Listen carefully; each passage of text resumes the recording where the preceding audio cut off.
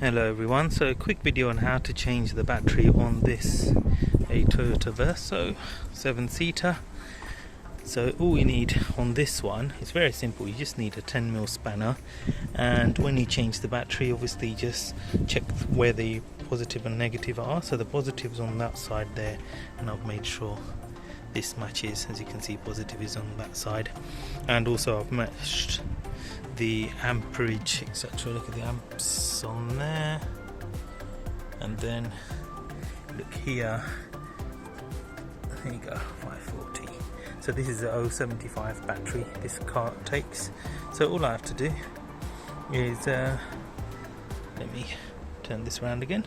So all I have to do is take the 10mm bolt off there and there, just loosen that up so that those come off first. So when you take the battery off, make sure you take the negative off first and then the positive, and then when I'm refitting it's the opposite, so you put the positive first and negative.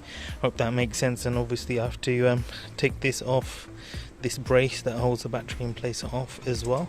So I'll get on and get that done.